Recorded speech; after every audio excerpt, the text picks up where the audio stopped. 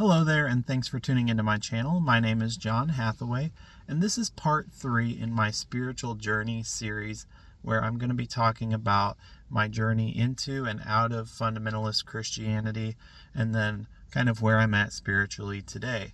So, in the last 2 episodes, I would encourage you to go back and watch those if you haven't already, but we talked about just like my background of how I grew up as basically a non-denominational Christian with my family at home. We were homeschooled and kind of a strict, semi-strict Christian upbringing, but we didn't really belong to any church growing up or denomination. And then I wound up, through some different circumstances, my older brother and sister wound up going to an independent fundamental Baptist church, or IFB for short, and I had a born-again experience. And after that, then a couple years later, I wound up going to Bible college to pursue a degree in pastoral studies, and kind of was a little bit disappointed because I expected a lot of people that were going to be zealous for God and just want to try to get the gospel out to everyone and have everyone be saved because of the joy that I got from my own salvation. But I quickly realized that not everyone there, probably the majority of the people there, were just going there either because someone that they looked up to encouraged them to go to Bible college, or maybe their dad was a pastor or something like that, and they were kind of trying to go in someone else's footsteps. But it just didn't really feel like a lot of people were it didn't feel like most of them were authentically wanting to just go out and save the world. There were definitely some there that did. I'm not saying that everyone there wasn't that way, but for the most part, it seemed like not many of them really were there for genuine, authentic reasons. Now, before I get too far into this episode, I do just want to remind you guys, if you enjoy the content here, if you've liked the videos so far that I produce, I would just encourage you to hit that like button to help out my channel. Make sure that you subscribe if you're not already a subscriber, and hit that notification bell just so you just don't miss any future content. I would really appreciate that. Now we're going to go into part 3 of my spiritual journey. So I think at the last part of the second episode that I did last week, I talked about how I went to Bible college, I wound up graduating, and then I moved to a different church from the church that I was going to while I was at Bible college. I wound up switching memberships to a different IFB church that was maybe about 30 minutes away from there or so. And I was dating my now wife at the time, whenever I graduated. And, we had been talking for a little bit. I met her during my senior year of college, although we went to different Bible colleges, but we met through some mutual friends and things like that. And so we were dating, and I wound up switching my membership to this other church. It seemed really nice, and by the way, I didn't say this earlier, but I was kind of planning to title this episode 2020 Vision. So if that's what you see when you clicked on this video, there's a reason for that, which I'm going to get into.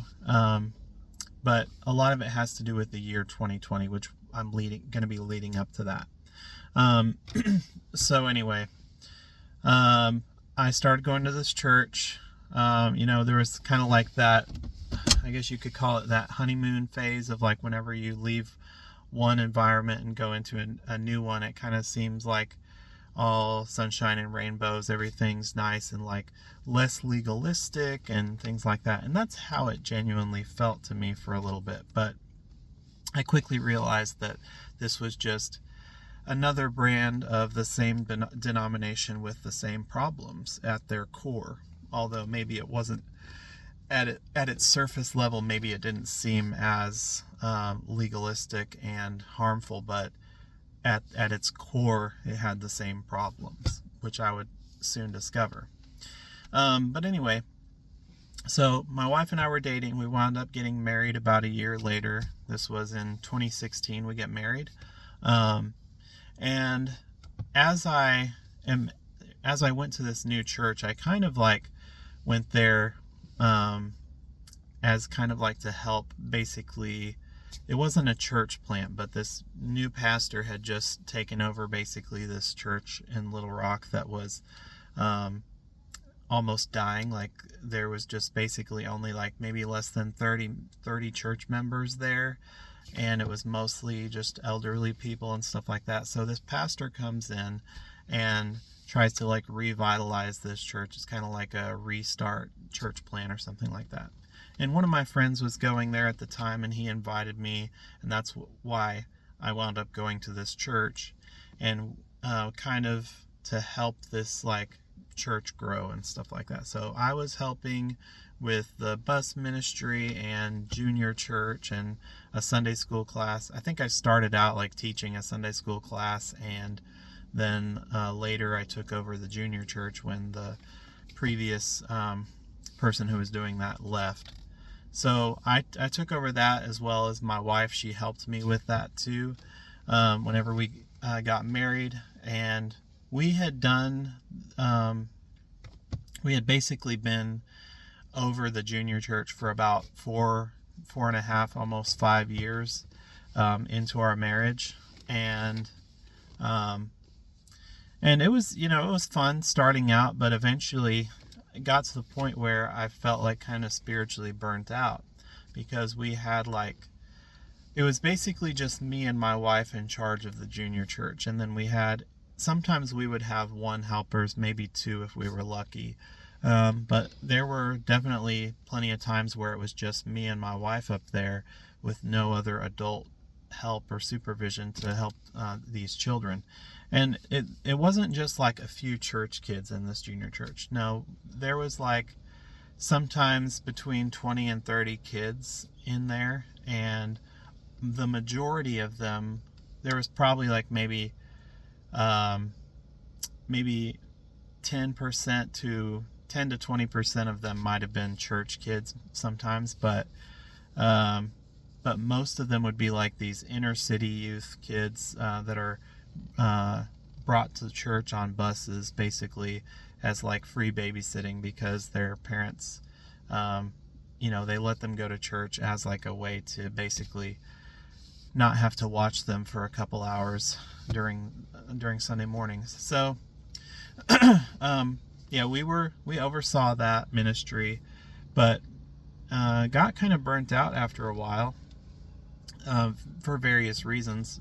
Probably number one is that, I don't know if I could say number one. I mean, they probably have a lot of equal validation, but one of the main reasons was that basically there was very little help being offered at the time. And then also just the environment of that church being a fundamental Baptist church. You were expected to hold up to all these standards of like dress standards, music standards, things like that. Not going out and seeing rated R movies in movie theaters, not going to places that serve alcohol. I don't think they were as legalistic about that. Like, as long as you didn't drink, they weren't. The pastor didn't seem to care that much. But anyway, like, you were expected to like be at church at least 3 times a week. Like, you had Sunday morning, Sunday night services, and Wednesday night services. And then if you're like really devoted, you would go to the Saturday visitation, which is like on Saturday mornings they would have the people that were working on these bus ministry, the bus routes. You would go visit your bus route to try to encourage these families and kids to come to church. And then if you weren't on a bus ministry, that Saturday visitation would be like following up with maybe like first-time visitors from the church, or just like going out and going door knocking, or soul winning, to try to like evangelize the lost or invite people to come to church and things like that.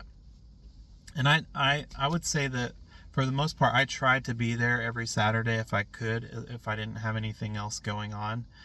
And it was kind of hard because a lot of times, at my job, I had to work on Saturdays, so it wasn't that easy to be able to make it to the Saturday visitation. But I did try to make an effort whenever I wasn't scheduled on a Saturday or something, that I would try to be there. And I felt like I was kind of giving all this effort, and there wasn't much like appreciation for it. Not that I am like a person that always has to be like recognized for doing good stuff or whatever. I don't have to like be validated every 5 minutes, but it just was kind of draining, because it felt like my wife and I were like pouring our lives into this, and we were like not really getting any appreciation in return, or very little. And not even that, really. Like, I didn't really care so much about the appreciation, but I just didn't really see like much fruit, or much like I didn't see like how it was really helping the church, or like it didn't seem like there was really much of a difference happening in these people's lives. Now, we definitely did see like some kids that would quote unquote get saved and things like that, and that was encouraging when we were there, but that was a pretty rare occurrence. And so let's fast forward to 2020. So I think I talked about this maybe in one of my other series or episodes in the last couple months, but the year 2020 was a pretty crazy year. For one thing, you had the pandemic going on, but at the beginning of 2020, even really before the pandemic started, I feel like I was starting to enter this season of like just spiritual burnout, where I felt like all my efforts were kind of in vain. Like I didn't feel like I was spiritually growing personally, and I felt like I wasn't really making much of an impact on anyone else's life, or like I felt like I was just kind of directionless, meaningless, didn't really have wasn't like fulfilling my calling. I just felt kind of lost in a sense. Not like lost spiritually, like I was on my way to hell. I didn't feel like that, but I just felt like I wasn't fulfilling my true purpose, and I didn't know what that was. But anyway, the pandemic happened, and so our church, like many other churches around the nation and around the world, went into basically COVID lockdown, where they went to live stream services for a little bit, and then they would go to start having like these parking lot services, where like the preacher would get on a microphone and they would broadcast it to like a local channel or something like that, so you could go to church in the parking lot in your car, turn your radio on, and hear the preaching and stuff like that. And whenever we had to like cancel junior church and all these other ministries and the bus routes and all that because of this COVID lockdown, and then like there was a couple Sundays where we basically were only having online church, well, I felt like so refreshed, and I just felt like this peace, and like what, like it feels so good, but I'm not going to church, and like I'm not around all these people, but like it just feels so relaxing not being in that like environment. And it just seemed like it was kind of a wake-up call for me. And one of my friends, like he shared a podcast with me that year that it's called the Recovering Fundamentalist Podcast. You can check it out if you want to. It's not really a podcast I would recommend today. And but maybe for certain people, for whatever stage you're in spiritually, that might be a good podcast for you. I would say probably the first year or 2 years would be the ones to listen to. I probably wouldn't listen to anything that they're producing today. It just seems like it's kind of gotten into a lot of just repetitive dogma and stuff like that. And just like Calvinist nonsense and things like that. So, but anyway, that's besides the point. I started listening to this podcast though, and that kind of started awakening me to this idea that like maybe this isn't it. Maybe the church that I'm in, maybe the denomination that I'm in is not it. Because I always felt like there was something missing. And I always felt like just kind of, I had this icky feeling inside, like whenever I would hear preachers talk about like how all these other denominations are liberal compromisers. Like you would hear in the IFB movement, these pastors would refer to even other Baptists, like Southern Baptists, they would call them like liberal compromisers. And like I think I've heard it before, the SBC, which is like the Southern Baptist Convention, some people have like changed that acronym to slowly becoming Catholic.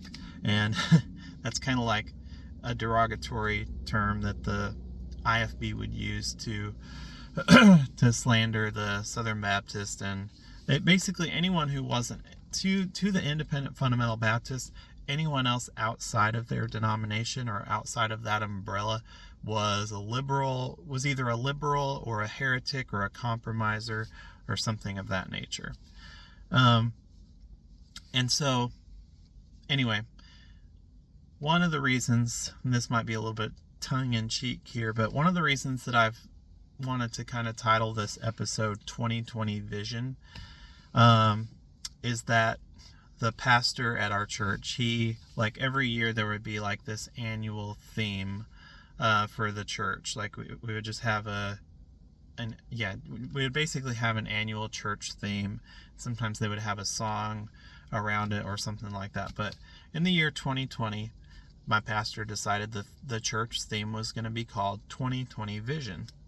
And they talked about, like, they had a Vision Sunday, I think, at the beginning of that year where, like, everyone was encouraged to go up and, like, give testimonies of, like, what their vision is for that year and stuff like that. Which, looking back, it's kind of funny because I feel like I was given this vision that year, not, like, in a mystical sense or anything like that, but I felt like I was given new vision where I could see what I couldn't see before that year, and that was all the hypocrisy and the legalism and all the nonsense that was going on in that fundamentalist church movement. And so 2020 Vision was the church theme, and it was pretty fitting for my life that year, is that I felt like I had 2020 vision spiritually, where I could see past all the hypocrisy and the legalism that was going on. And so I talked to my wife about my thoughts. She was a little bit hesitant at first whenever I was talking about, like, looking at other denominations, maybe going and visiting some other churches and things like that. But as time went on and we talked more about it and things like that, she began to see what I was seeing and understanding where I'm coming from when I was talking about all this legalism and different things. And so towards the end of that year, well, the thing that was, like, basically one of the things that convinced me to leave is, obviously we had, like, these live stream church services during 2020, and then they eventually started the in-person services back up. But, like, on a Wednesday night we were there at church, and I think this was live streamed on Facebook or something like that. But there was, like, a missionary family, a couple that was visiting the church on a Sunday, and they were friends with, like, some of the some of the church members that were like also they had done some missionary work in like the prison ministries and things like that, and they were good friends of the pastors. These church members were, but like these missionaries that came and visited the church knew these other church members that had done some prison missionary work.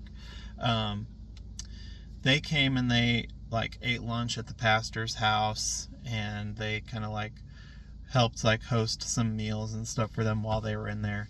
And then after they left, well, this was on a Wednesday night, my pastor from the pulpit on live stream on Facebook Live, he was talking about these missionaries that were staying over, and said he was talking about how like the missionary's wife was like just having this negative attitude this whole time, and how she was like just didn't seem like she was enjoying life. She wasn't being like chipper or happy, or putting on this fake front of like this, that everything's perfect when it's not.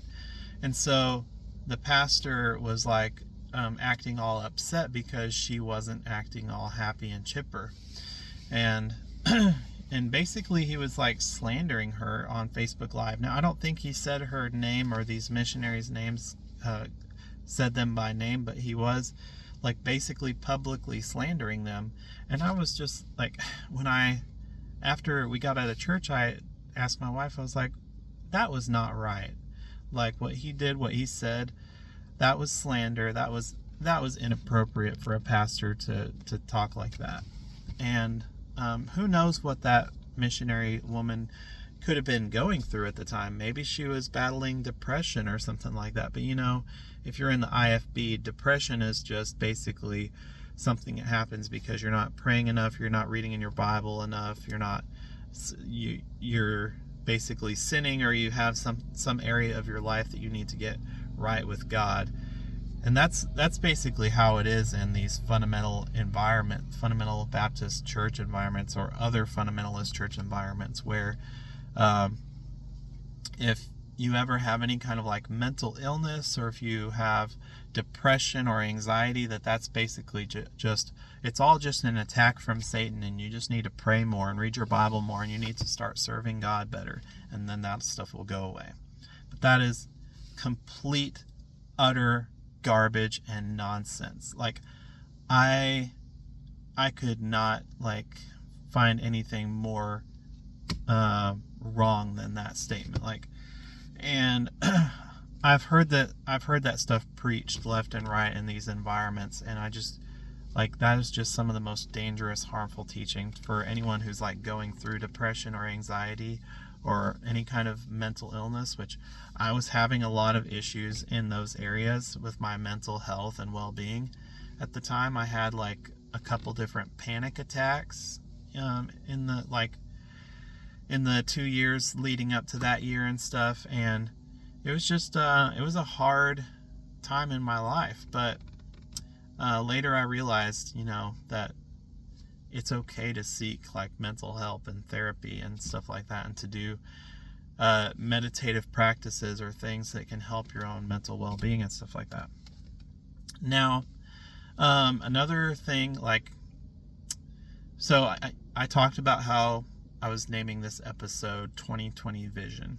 Now, on the thumbnail, I basically got this thumbnail made by AI, and I tried to create this image that was resembling, if any of you have seen the movie, what's the movie called?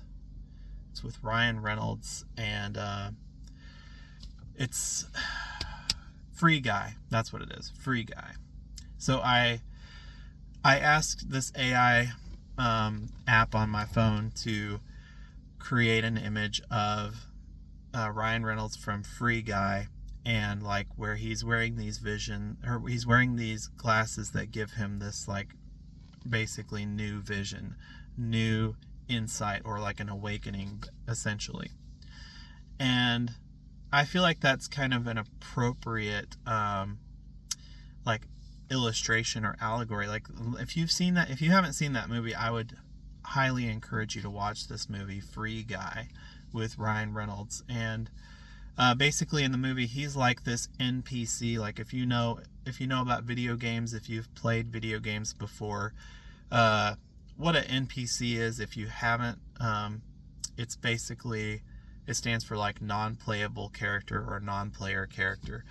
So like if you ever play a game, a video game, you have your main character, and he or she might have like some autonomy where they can make different choices, or you can customize their character. You can make them respond different ways to questions when asked, or you might be given multiple choices on a certain path to go down. But basically, there's all these other characters that are NPCs, that are just non-playable characters, and they are just following a script. They're just doing what they're programmed to do without any free will, essentially. And in this movie, Free Guy, so I think it's called Free Guy because this guy's Ryan Reynolds in the movie. His name is Guy, and he becomes free, essentially, of like this NPC mentality. Like first he's just an NPC at the beginning. He's just following his programming while there's all these other characters in like this kind of like Grand Theft Auto type of world that are like going out looting buildings and stealing cars and robbing banks and all this. And Guy is he's just like a bank teller, essentially, and he's just this NPC that just has to follow this programming. But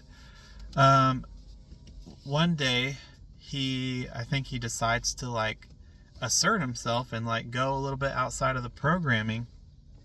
And anyway, so in this world, some of these like other characters, they have, I guess like the player characters, they have these glasses that like give them, where they can see like they can see all these missions and like quests, and like where you can like mark stuff on maps and stuff like that in video games. So it's kind of like a VR goggles type thing, but in the movie it's portrayed as just some glasses. So he puts these glasses on, and then all of a sudden he can see essentially everything that the player can see of the game. And he's like all of a sudden he becomes like more powerful or more aware. Basically he becomes conscious of like who he is and like about what everything is going on. And while all these other NPCs are just still following all their programming and stuff like that. So it's a really interesting movie, but like I felt like that was a good illustration for kind of like what I was going through during this time, during 2020, where I felt like I was kind of just following this religious programming for most of my life. And then I started some chinks in the armor started to appear, and like the wallpaper started to peel away, and I started seeing this stuff that when you just see it, you can't unsee it, as many people will say, like when you have any kind of like spiritually awakening experience. And I felt like I was going through that, and I've gone through a couple different spiritual awakenings, I think, over the past several years, but this was probably like the first big one that I had, where I realized that that denomination, that umbrella of Christianity, was not like the one true church, or God's elite remnant that is like the only ones that got it figured out. All of that stuff is just nonsense. If you think that your denomination is the only correct denomination, and like only if you agree to a certain set of static propositions about God, then you're in the in group and everyone else is in the out group and everyone else is damned to hell or something like that. That is just absolute garbage, and it is nonsense, and you should stay as far away from that as possible. But I don't know.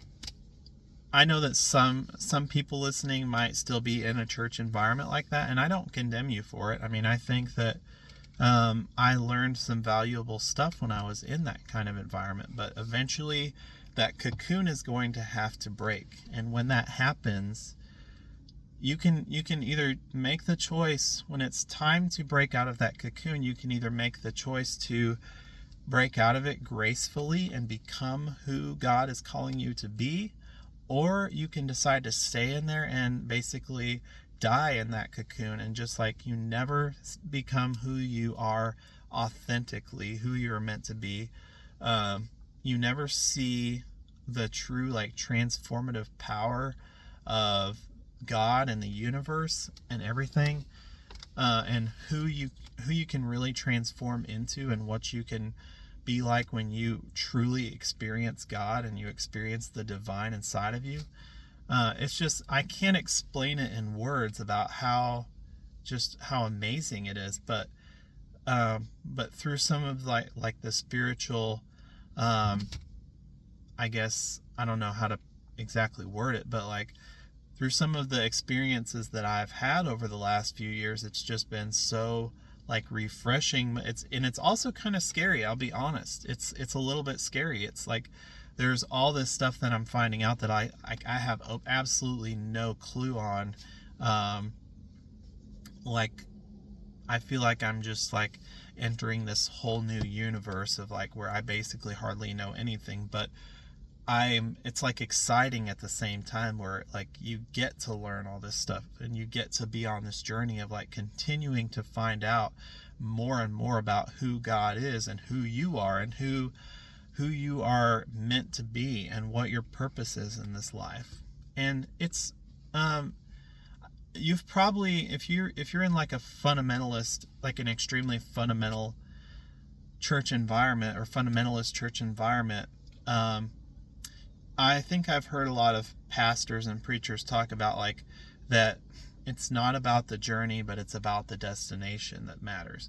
Well, I've actually found out that I think if it's not the opposite, it's at least they're both equally valid.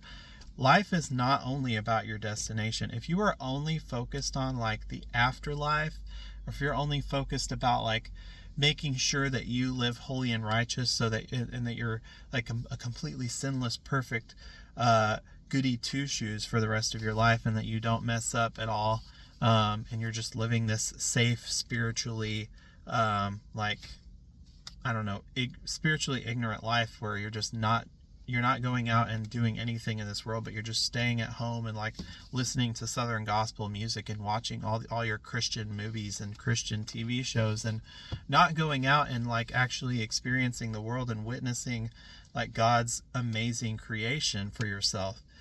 And I feel like you're missing out on so much of the gift of like just the beauty of God's creation, when you just limit him to like this set of static propositions, like, oh, I have this statement of faith that my church says these are the things that I have to believe, and as long as I believe them and I know those answers and stuff like that, then I'm good to go.